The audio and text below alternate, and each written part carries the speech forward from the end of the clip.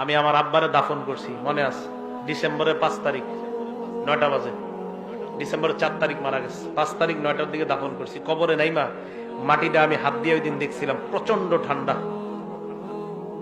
দেখছিলাম, অনেক ঠান্ডা, অনেক ঠান্ডা। তখন মনে হয়েছিল যে দুনিয়াতে মা বাবা সন্তানরে কত সুখ শান্তিতে রাখা যায়। শীতকালে একটা সন্তান কষ্ট পাবে, কোনো বাবা চায় না, মা চায় না। অথচ আমরা আমাদের বাবাকে 3টা পাতলা কাপড়ে ওই প্রচন্ড ঠান্ডা মাটির নিচে রেখে আসি। আপনি আজকে মারা গেলে আমার আপনার সাথে এলাকাবাসী এটাই করবে, এটাই চূড়ান্ত সত্য কথা।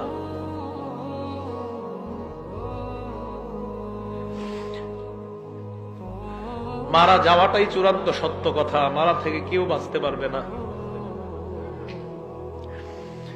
আল্লাহ ডাক দিয়ে বলবে, আফরিশুহু মিনাল জান্নাহ, আমার বান্দারে পাতলা পোশাকে দুনিয়ার মানুষ কবর দিছে, তারে জান্নাতের পোশাক পরায়া দাও।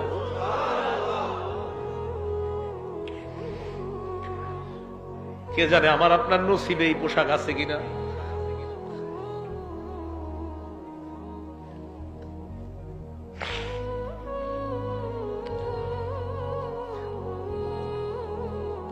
এই কথা বলার পর আল্লাহ বলবেন, আফরিশুহু মিনাল জান্নাহ ওয়া আলবিসুহু মিনাল জান্নাহ। প্রথমে বলবেন আমার বান্দার কবরটা জান্নাতের বিছানা বিছায়া দাও। ওয়া আলবিসুহু মিনাল জান্নাহ, তার শরীরে জান্নাতের পোশাক পরায়া দাও।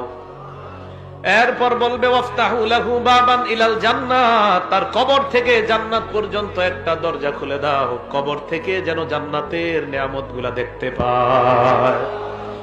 জান্নাতের দরজা খুলে দেওয়ার পর বান্দা তাকায় দেখবে জান্নাতের হুররা নাচানাচি করতেছে।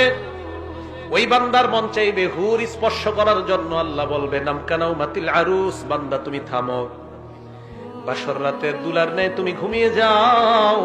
লা ইউকিযুহু ইল্লা আহাব্বা আহলিহি, বাসর রাতে ফজরের আজান হয়ে গেলে তোমার প্রিয়তমা ছাড়া তোমাকে অন্য কেউ জাগ্রত করার মতো ঘরে কেউ থাকে না। কবরের মধ্যে তুমি আসছো, এই জায়গায় তোমার প্রিয়তমা নাই, প্রিয়তম নাই। ইমানদার, আমি আল্লাহ তোর প্রিয়তম হয়ে গেলাম। কিয়ামতের মাঠে আমি তোকে উঠাবো। ঘুমা ঘুমা, তুই ঘুমা, এখনো জান্নাতে যাওয়ার সময় হয়নি, কবরে থাকো।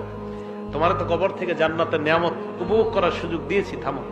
আরেক বর্ণনায় আসছে ফায়ুফসাহু লাহু কবরুহু, তার কবরটা বিশাল প্রশস্ত করে দেওয়া হবে। মাদ্দা বাসরিহি, তার দৃষ্টি যতটুকু যায় এই পরিমাণ প্রশস্ত করে দেওয়া হবে।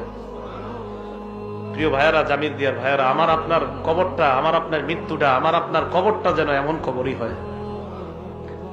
আমি আপনাদের জন্য দোয়া করবো, আপনারা আমার জন্য দোয়া করবেন। কে মারা যায় এটা নিশ্চিত বলা যায় না আমি জান্নাতি, নিশ্চিত বলা যায় না আপনি জান্নাতি, নিশ্চিত বলা যায় না আমি জাহান্নামী, নিশ্চিত না আপনি জাহান্নামী।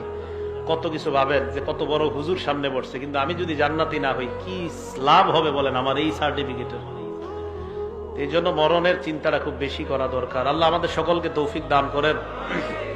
ওই বান্দাকে কবরের মধ্যে রাখার পর হঠাৎ ওই বান্দা যখন কবরে থাকবে, এক বর্ণনা আসছে বান্দা দেখবে তার কবরে সুন্দর একটা মানুষ।